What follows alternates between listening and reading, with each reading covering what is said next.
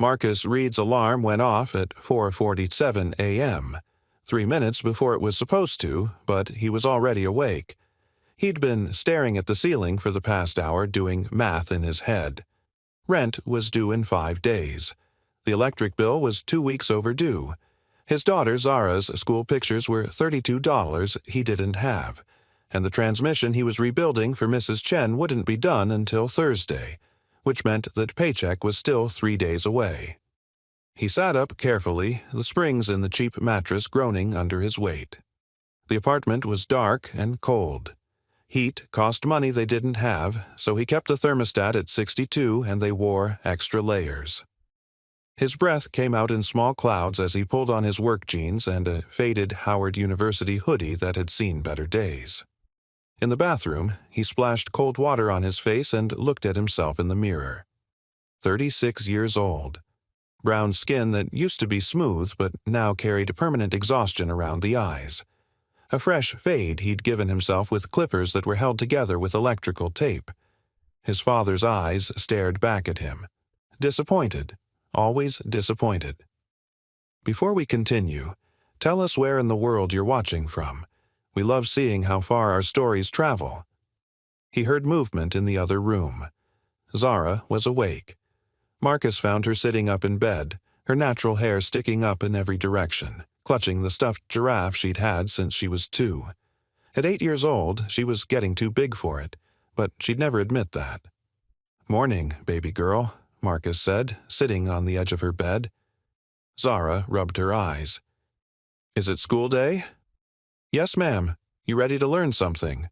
She nodded, then looked at him with those serious eyes that were too knowing for her age. "Daddy, did you sleep?" Marcus smiled. "I slept enough. Come on, let's get you ready." He helped her pick out clothes from the small dresser, jeans with a patch on the knee that he'd sewn himself, a purple sweater that was getting tight across her shoulders, and her sneakers that would need replacing soon. Another expense. Another problem for another day. In the kitchen, Marcus made breakfast. Oatmeal with a drizzle of honey and some cinnamon to make it special. Toast with the last of the peanut butter. A glass of milk that he measured carefully because the gallon had to last until Friday. He watched Zara eat, making sure she finished everything, and he ate what was left in the pot. 2 bites, maybe 3. "Daddy, you're not hungry?" Zara asked. "I had a big dinner last night, sweetheart. I'm good." It was a lie. Dinner had been half a sandwich and an apple. But Zara didn't need to know that. After breakfast, he did her hair. This was the part of the morning he'd learned to love, even though it had terrified him at first. When Angela died 3 years ago, he'd been lost. A single black father with a 5-year-old daughter and absolutely no idea how to do hair. He'd watched YouTube videos until 2 a.m., practiced on a mannequin head he bought from a beauty supply store, and slowly, painfully, figured it out. Now his hands moved with practiced confidence, sectioning her thick, beautiful hair, applying leave-in conditioner, working it into 2 puffs that sat high on her head. Zara sat perfectly still like she always did, humming a song she'd learned in music class.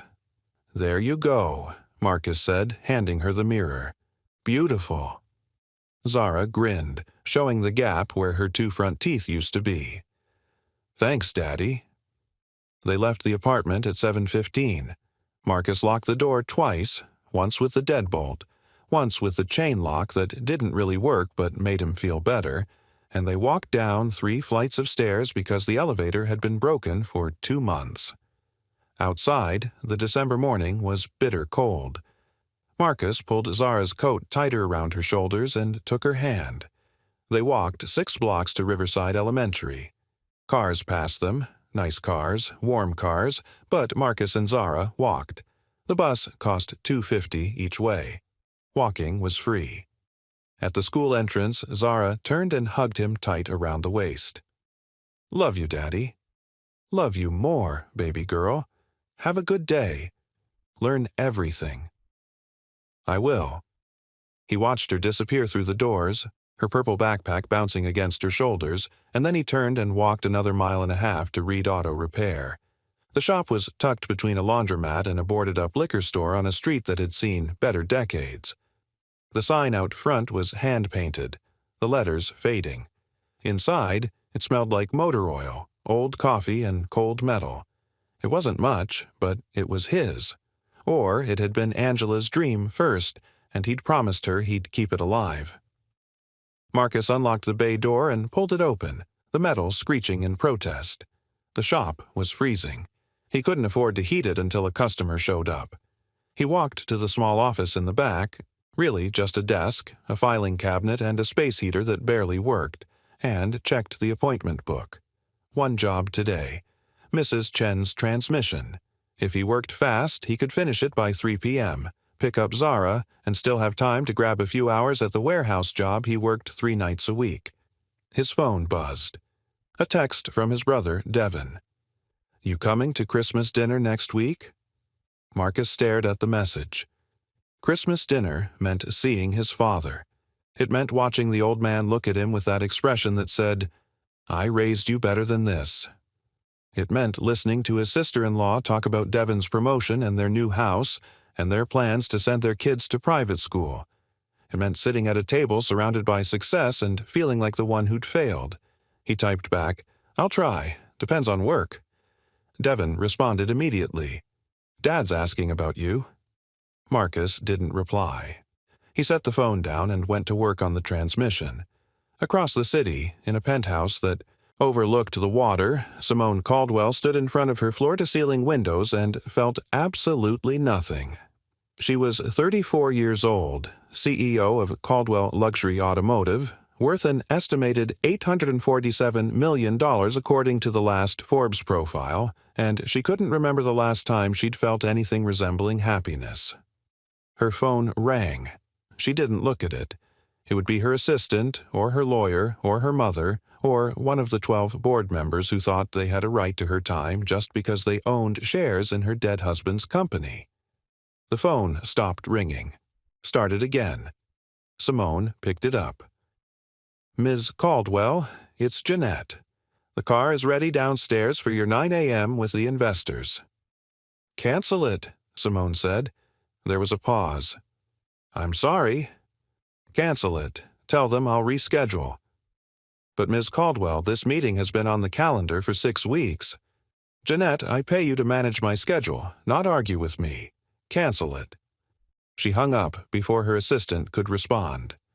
Simone walked to her closet and stared at the rows of designer suits, the shoes that cost more than most people's rent, the jewelry she never wore because it reminded her of him, of Damien, of the man she'd married at 26 because he'd seemed safe, stable, ambitious. The man who'd smiled at her across a conference table and made her feel like maybe she could have both, a career and a partnership. The man who'd died in a car accident 2 years ago and left her with a company she didn't want, a fortune she didn't need, and a loneliness so deep it felt like drowning. She pulled on jeans, a sweater, a coat, normal clothes, the kind of clothes Simone Caldwell, Billionaire CEO, never wore in public. She took the private elevator down to the parking garage, bypassing the driver waiting by the town car, and walked to her personal vehicle. Not the Bentley, not the Mercedes. The car she'd bought on a whim 6 months ago and never driven. A 2015 Honda Accord.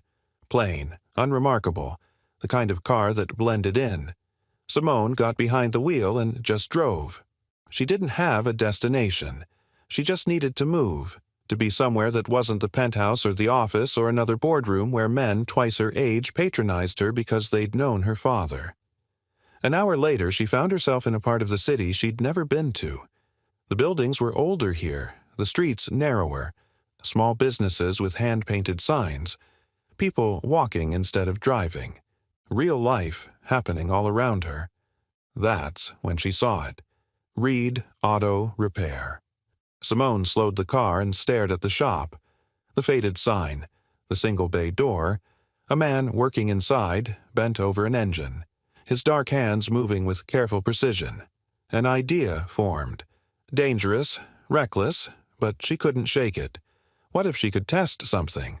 What if she could find out if genuine kindness still existed? if there were still people in the world who helped without expecting something in return. Simone pulled over 2 blocks away. She got out of the car, popped the hood, and stood there looking helpless. Then she waited. Marcus finished reconnecting the last bolt on Mrs. Chen's transmission at 2:47 p.m. He was ahead of schedule, which meant he could pick up Zara early, maybe take her to the library. She loved the library. It was warm, it was free, and they had books about everything. He was wiping his hands on a rag when he heard it, the sound of someone walking up to the bay door. Marcus turned and saw a woman standing there. Black woman, maybe mid-30s, wearing jeans and a coat that looked expensive even though she was clearly trying to dress down. Her natural hair was pulled back into a low bun, and she had the kind of face that belonged in magazines. Striking, beautiful, and currently looking very stressed. "Excuse me," she said, her voice hesitant. "I'm so sorry to bother you, but my car won't start. It's just down the block. I don't know what's wrong with it." Marcus set down the rag. "You call roadside assistance?" "My phone died," she said quickly, too quickly. "I know this is asking a lot, but could you maybe take a look? I can pay you." Marcus looked at the clock. 2:52. He had an hour and 8 minutes before Zara got out of school.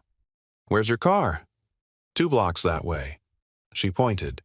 Marcus grabbed his portable toolkit and followed her down the street. She walked fast, like she was nervous, and kept glancing at him like she wasn't sure this was a good idea. They reached the Honda. Hood already up, which was weird. Most people didn't know to pop the hood. Marcus looked under it for maybe 30 seconds. "Your battery cables are loose," he said. The woman looked surprised. "Is that all?" "Yeah, happens sometimes. I can tighten them, should start right up." "Really? That's it?" Marcus pulled out his wrench and got to work. His hands moved automatically, muscle memory from 1,000 repairs. He could feel her watching him. "You own that shop back there?" she asked. "Yeah." "How long?" 3 years. My wife and I bought it together. She passed, so now it's just me." The words came out flat, emotionless. He'd said them so many times they didn't hurt anymore. Or maybe they hurt so much he'd stopped feeling it. "I'm sorry," the woman said, and she sounded like she meant it. Marcus finished tightening the cables and straightened up. "Try starting it now." She got in the driver's seat and turned the key. The engine roared to life. She stepped back out looking genuinely relieved. "Thank you so much. How much do I owe you?" Marcus closed her hood. "Nothing." "What?" "It took 30 seconds. Don't worry about it." The woman stared at him. "You're not going to charge me?" "For tightening a bolt?" "No." She reached into her purse. "Please, let me give you something. You left your work to help me." Marcus shook his head. "I'm good. Just be careful driving. Those cables might come loose again. Get them checked properly when you can." The woman looked at him for a long moment, her expression unreadable. Then she said, "What's your name?" "Marcus Reid." "I'm Simone." She extended her hand. Marcus shook it. Her grip was firm, her hand soft. She held on just a second longer than necessary. "Thank you, Marcus," she said quietly. "No problem." He walked back to the shop, already thinking about what he needed to do before picking up Zara. He didn't think about Simone or her car, or the way she'd looked at him like he'd done something extraordinary instead of just tightening 2 bolts. Behind him, Simone sat in her car and stared at her hands on the steering wheel. The cables hadn't been loose. She'd loosened them herself. She'd wanted to see what he would do, wanted to see if he'd overcharge her, if he'd try to sell her unnecessary repairs, if he'd look at her designer coat and see dollar signs. Instead, he'd fixed her car and refused payment and told her to drive safe. Simone pulled out her phone and typed a name into the search bar. Marcus Reid. Within minutes, she had his entire life laid out in front of her. Widower. Single father. Howard University dropout. Left in his senior year when his girlfriend got pregnant. Owned a failing auto repair shop. Worked nights at a warehouse. behind on rent. No family support system beyond a daughter named Zara, age 8. And according to the property records she pulled up, his shop's lease was up for renewal in 4 months. The building was owned by Westside Properties, a subsidiary of a company that Simone's company had just acquired, which meant Marcus Reid's future was, quite literally, in her hands.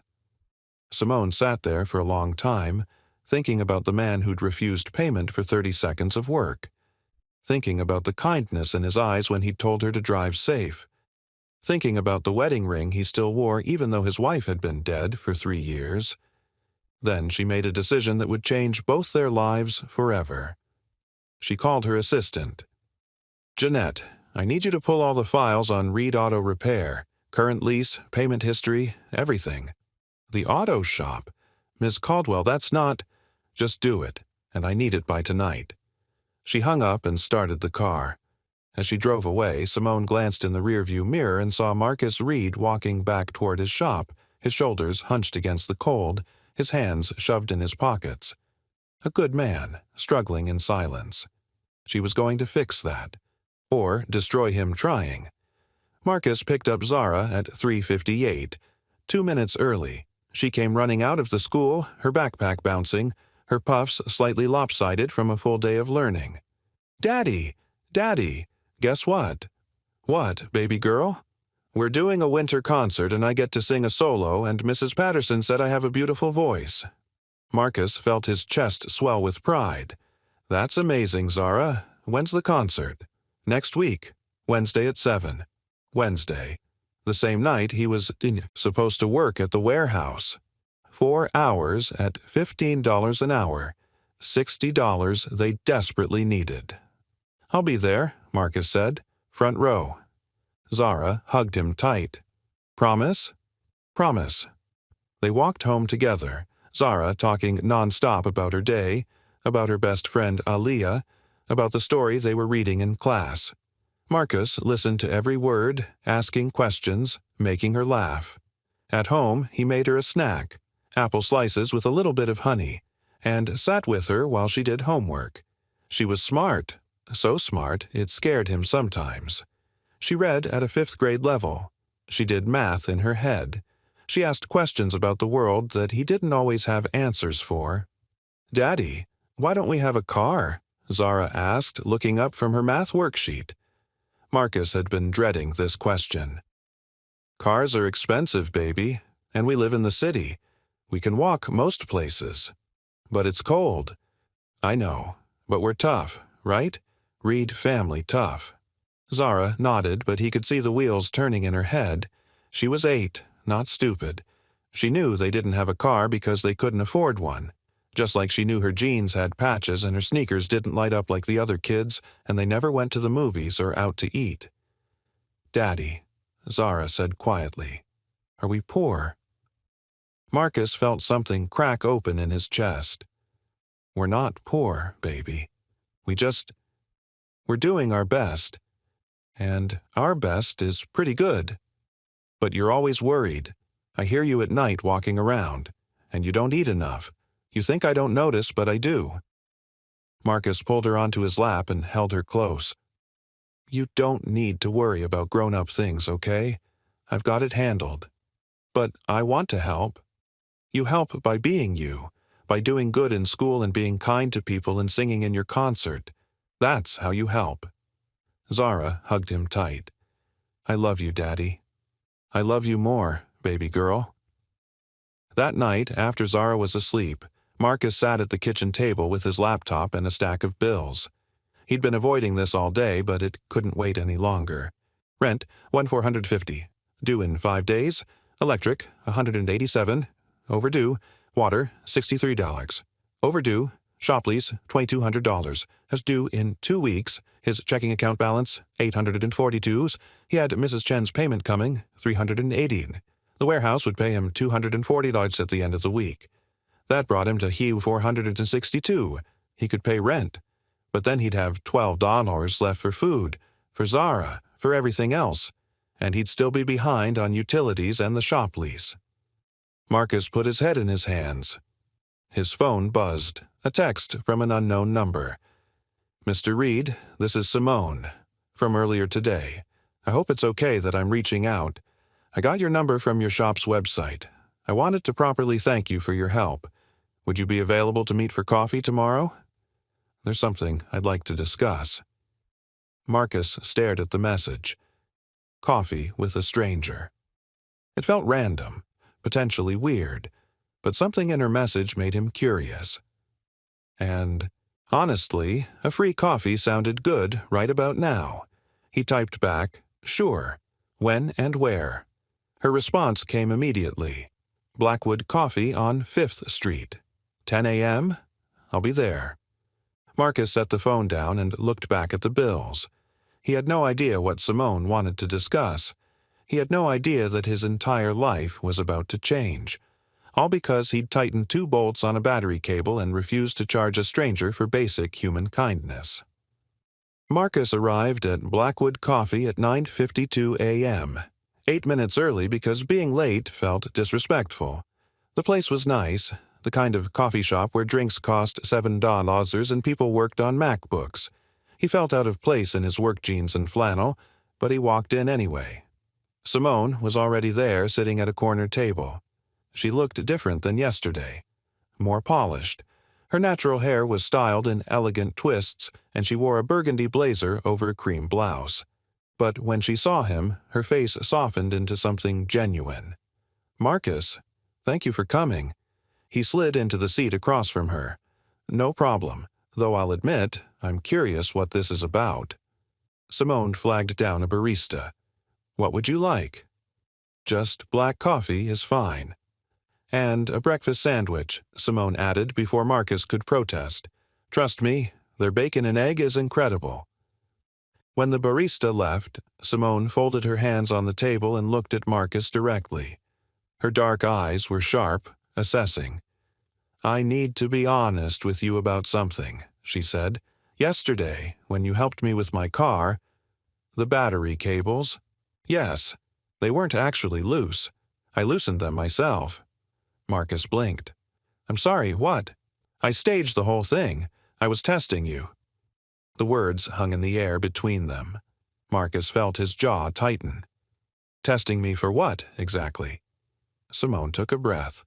"I wanted to see what kind of person you were. If you'd overcharge me. If you'd try to scam me.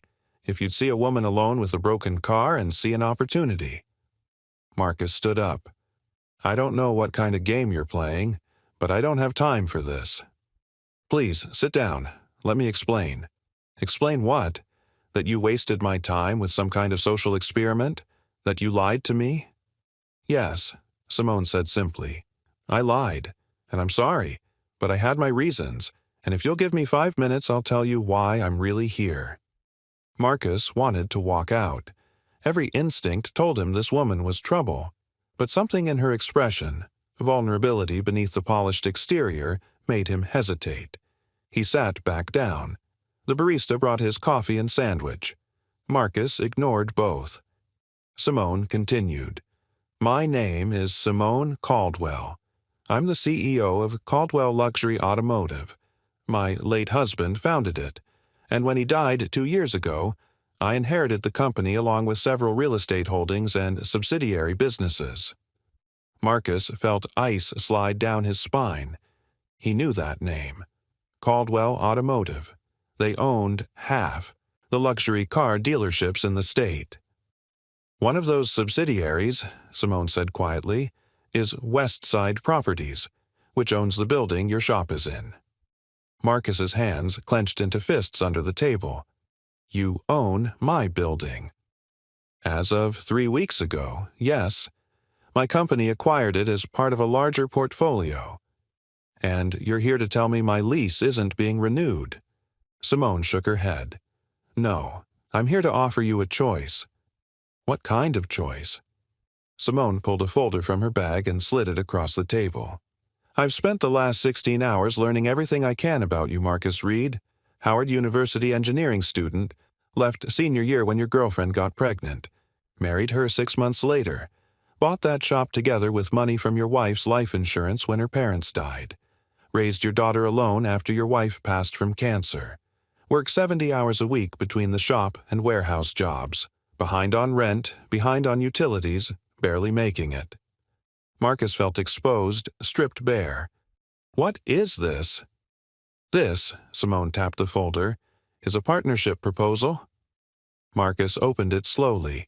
Inside were documents, spreadsheets, architectural plans. I want to invest in your shop, Simone said. Expand it. Turn Reid Auto Repair into a full-service luxury vehicle maintenance facility. We'd partner together. You'd maintain 60% ownership and full operational control. I'd provide the capital, the connections, the clientele. Marcus stared at the numbers. $500,000 initial investment. Projected revenue in year 1, $1.2 million. His portion, $720,000. It was life-changing money. Zara could go to the best schools. He could stop working nights. They could have a real home, a car, stability. Why? Marcus asked. Why me? Simone leaned back. Because yesterday, you had every reason to charge me. You knew I could afford it. My coat probably cost more than your monthly rent. You could have added fees, sold me unnecessary services, taken advantage. Instead, you fixed my car and refused payment and told me to drive safe. She paused. I've spent the last 2 years surrounded by people who only see dollar signs when they look at me. My husband married me because my father's connections could help his business. The board members smile to my face and undermine me in meetings. Every man who's asked me out in the last year has Googled my net worth first.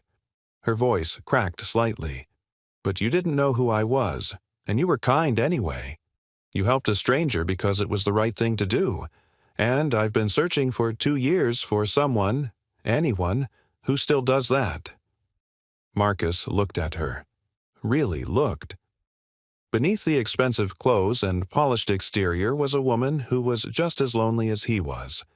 If you're hooked on this story, make sure to subscribe and turn on notifications so you never miss an upload.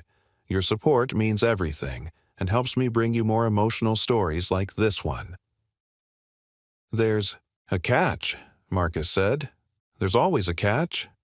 Simone smiled sadly. The catch is that I'm asking you to trust someone who lied to you yesterday. I'm asking you to believe that this is real, that I'm not trying to manipulate you or take your business. I'm asking you to take a leap of faith on someone you barely know. And if I say no, then your lease renews at the current rate and we never speak again. I won't interfere with your business. You have my word. Marcus looked at the folder again, looked at the numbers that could change everything. I need time to think about this. Take all the time you need, Simone said. But Marcus, there's something else you should know. What? Yesterday, when you told me your wife passed, I saw your face. You're still carrying that grief like it happened yesterday. And I understand that because I've been doing the same thing with Damien. We've both been surviving instead of living. She reached across the table, her dark hand hovering near his. This partnership isn't just about business. It's about 2 people who've been struggling alone for too long, finally letting someone else help carry the weight. Marcus felt his throat tighten. I should go. I need to pick up my daughter. Of course. Simone stood when he did. My number's in the folder. Call me when you're ready to talk. Marcus took the folder and walked out. In his truck, he sat for a long time, staring at the documents that could save him. Or destroy him. That night, after Zara was asleep, Marcus called the one person he trusted more than anyone. Devin, it's Marcus. I need to talk to you about something. His brother arrived 30 minutes later. Devin Reid was 2 years younger than Marcus, but he'd always been the successful one. The one who finished college, got the corporate job, married well. He sat at Marcus's kitchen table and listened while Marcus explained everything. When Marcus finished, Devin was quiet for a long moment. This woman just offers you $500,000 out of nowhere? It's not out of nowhere. She wants a partnership. Marcus, people like that don't give away money. There's an angle here. I know it sounds crazy. It sounds like you're being set up. What happens when she owns 60% of your business? What happens when she decides she wants more control? You'll lose everything. I'd have 60%.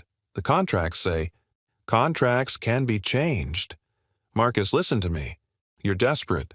I get that. But you can't trust this woman. You barely know her. Marcus felt his frustration rising. So, what am I supposed to do? Keep barely surviving? Keep watching Zara go without because I'm too proud to accept help? Devon's expression softened. Come work with me. I can get you an interview at my firm. Engineering position, good salary, benefits. You don't need some billionaire's charity. You're smart enough to make it on your own. I've got the shop. I've got Zara. I can't just... The shop is failing. Dad could get you a position at... I don't want Dad's help. Because you're too stubborn to admit you need it. Marcus stood up. You should go. Devon stood too, his face tight with frustration. I'm trying to help you. By telling me I'm not good enough to make my own decisions? By telling you that accepting handouts from strangers is not the answer. Dad built everything from nothing. He didn't take shortcuts. Dad had a wife who was alive to help him. Dad didn't lose everything in his 30s and have to rebuild alone. Don't compare me to him. The brothers stared at each other. Devon grabbed his coat. Call me when you're ready to be realistic. After he left, Marcus sat in the dark apartment and felt the weight of every choice pressing down on him. The next morning, Marcus took Zara to school and then drove to the address Simone had included in the folder. It was a warehouse on the east side, currently empty but zoned for commercial use. Simone was already there, standing in the middle of the empty space wearing jeans and a sweater, her hair pulled back. You came, she said. I want to see what you're actually offering. Simone gestured around the space. This would be the new location, 8,000 square feet, 4 service bays, customer lounge, full equipment. We'd build it out exactly how you want it. Marcus walked through the space. It was 10 times the size of his current shop. He could service luxury vehicles, hire a team, actually grow the business Angela had dreamed of. Why not just buy the business yourself? Marcus asked. You don't need me. Yes, I do. I need someone who knows cars, who has the skills, who has integrity. I can provide money and connections, but I can't provide authenticity. That's what you bring. Marcus turned to face her. What do you really want, Simone? And don't give me some line about finding good people. Nobody invests $500,000 for that. Simone met his eyes. You want the truth? Yes. I'm lonely. I'm surrounded by people all day and I'm completely alone. My husband married me for business connections. My friends only call when they need something. My board members see me as Damien's widow, not a real CEO. And 2 days ago, I met a man who fixed my car and refused payment, and it was the first genuine human interaction I've had in 2 years. Her voice broke slightly. So, yes, this is partly selfish.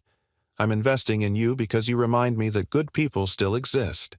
Because when I'm around you, I feel like maybe I could be good again, too, instead of just surviving. Marcus felt something shift in his chest. I'm not some charity case you can fix to feel better about yourself. I know that. This is business, a real partnership with real contracts and real expectations. But I won't pretend there isn't a personal element. I'm drawn to you, Marcus, to your kindness, your integrity, your strength. You don't know me. Then let me get to know you. Marcus was quiet for a long time, looking around the empty warehouse, imagining what it could become. If I say yes, he said slowly, I need guarantees, legal protections, everything in writing. Of course, my lawyers will draw up whatever you need. And I meet your team. I see the books. I understand exactly what I'm getting into. Absolutely. Marcus took a breath. And we do this right. Professional boundaries. No complications. Simone smiled slightly. I can agree to that. Though for the record, I think we both know this is already complicated. She wasn't wrong. 3 weeks later, Marcus sat in a conference room with Simone's legal team, going through contracts page by page. His own lawyer, a guy from the community legal center who owed him a favor, sat beside him, reviewing every clause. The deal was real. Simone wasn't hiding anything. She'd put together a partnership that protected both of them while giving Marcus room to grow. "Mr. Reid," the lead attorney said, "if you're comfortable with the terms, we're ready for signatures." Marcus looked at Simone across the table. She was watching him with an expression he couldn't quite read. Hope, maybe. Or fear that he'd back out. He thought about Zara, about her winter concert tomorrow night, about the patch on her jeans, about the way she'd asked if they were poor. He thought about Angela and the dream she'd had for this shop, for their family. He thought about his father's voice in his head, always disappointed, always measuring him against an impossible standard. Then he thought about Simone's words. Two people who've been struggling alone for too long, finally letting someone else help carry the weight. Marcus picked up the pen and signed. Simone's face broke into a genuine smile, and Marcus realized he'd never seen her look truly happy before. "Partners," she said, extending her hand. "Partners," Marcus agreed, shaking it. The transformation happened fast. Within a month, construction started on the new facility. Marcus hired 2 mechanics he'd worked with before, good guys who needed steady work. He ordered new equipment, set up the customer lounge exactly how Angela would have wanted it. And somewhere in the chaos of building the business, Marcus and Simone became something that looked like friends. She'd stop by the construction site with coffee, and they'd walk through the space, talking about design choices and equipment needs. She asked about Zara, remembered details about her school and her concert. She never pushed for more than Marcus was willing to give. One evening, 6 weeks after they'd signed the contracts, Marcus invited Simone to dinner. Nothing fancy, just the apartment with Zara, homemade spaghetti because it was all he really knew how to make well. Simone arrived with flowers and a children's book about a girl who builds a rocket ship. Zara's eyes went huge. "This is for me." "If that's okay," Simone said, "your dad mentioned you like science." Zara hugged the book to her chest. "I love science. Daddy says I'm going to be an engineer like him one day." "I bet you will be." Dinner was chaotic and perfect. Zara talked non-stop, showing Simone her drawings and her rock collection and the solos she'd performed at the winter concert. Simone listened to every word like Zara was the most interesting person in the world. After dinner, while Marcus did dishes, he heard laughter from the living room. He peeked around the corner and saw Simone sitting on the floor with Zara, building a tower out of blocks. "My daddy is really good at fixing things," Zara was saying. "He can fix anything." "I believe that," Simone said softly, glancing up and meeting Marcus's eyes. After Zara went to bed, Marcus and Simone sat on the couch with tea, a comfortable silence between them. "Thank you for inviting me," Simone said. "This was the best night I've had in years." "Zara likes you. That doesn't happen often." "She's remarkable. You've done an incredible job raising her." Marcus was quiet for a moment. "Sometimes I feel like I'm failing her, like she deserves more than what I can give." "Marcus, look at me." Simone turned to face him fully. "That little girl is happy, loved, and thriving. You didn't fail her. You saved her. You gave her everything that matters. It doesn't feel like enough, because you're measuring yourself against some impossible standard, just like I do." Simone's hand drifted to his on the couch, her dark fingers barely touching his. "Maybe we should both stop doing that." Marcus looked down at their hands, at the way hers fit next to his like they belonged there. "Simone." "I know, professional boundaries, partners only." She pulled her hand back. "I should go." "Wait." Marcus caught her hand, held it gently. "I don't know what this is, but I know that when you're around, everything feels less heavy, and Zara lights up when she sees you, and I think Angela would have really liked you. Simone's eyes filled with tears. "I think Damien would have liked you too, even though you're nothing like him. Maybe because you're nothing like him." They sat there, hands intertwined, not moving forward but not letting go either. The grand opening of Reid and Caldwell Automotive happened on a Saturday in March. The facility gleamed. New bays, top equipment, a customer lounge with comfortable chairs and good coffee. Marcus wore a suit that Simone had insisted on buying him, and Zara wore a purple dress with her hair in intricate braids that Simone had spent 2 hours doing that morning. The place was packed. Customers, community members, press. Devon showed up with their father, both looking surprised and impressed despite themselves. Marcus's father pulled him aside. "This is good work, son. Really good." It was the first compliment his father had given him in 5 years. "Thanks, Dad. This woman, Simone, she's your partner?" "Yes, sir." His father studied him carefully. "She looks at you like she's more than a business partner." Marcus felt his face heat. "It's complicated." "Your mother and I were complicated too. Sometimes complicated is what makes it work." His father clapped him on the shoulder. "Don't let fear keep you from living, Marcus. That's not what Angela would have wanted." Later, during the reception, Marcus found Simone on the back patio looking at the city lights. "You did it," she said. "This is everything you wanted." "We did it," Marcus corrected. "I couldn't have done this without you." "You could have. It just would have taken longer." Marcus moved closer.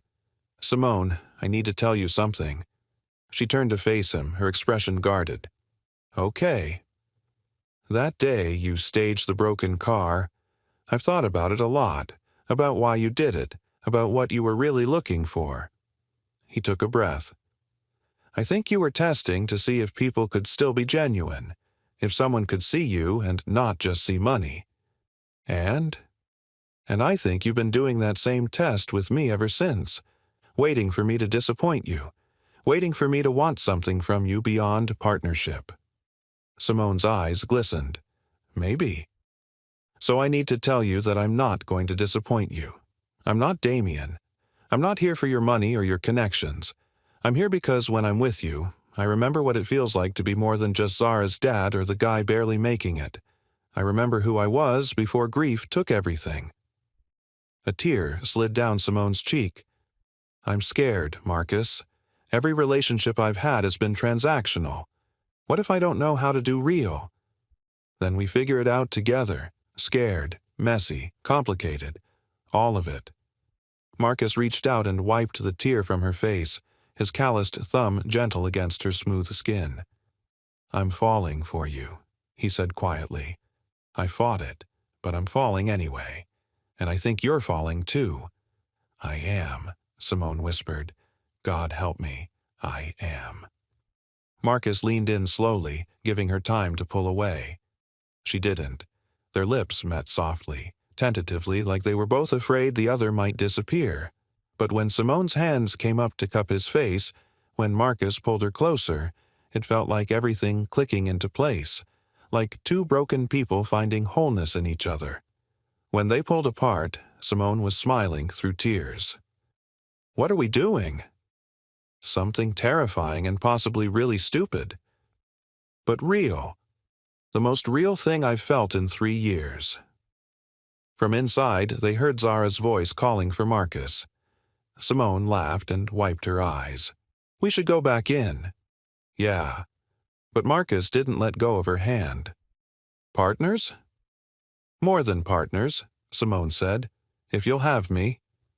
"I'll have you." They walked back inside together, fingers intertwined. And when Zara saw them, her face broke into the biggest smile Marcus had ever seen. "Does this mean Simone is staying?" Zara asked.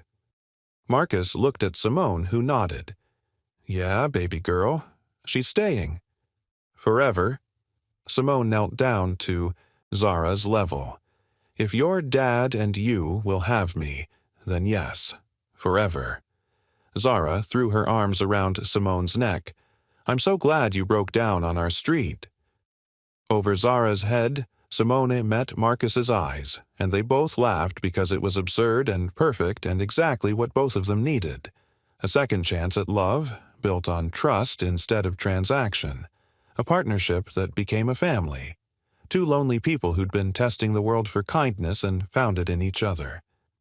Thank you so much for watching until the end. If you loved this story, check out the other videos on your screen now. I think you'll really enjoy them. And don't forget to subscribe if you haven't already.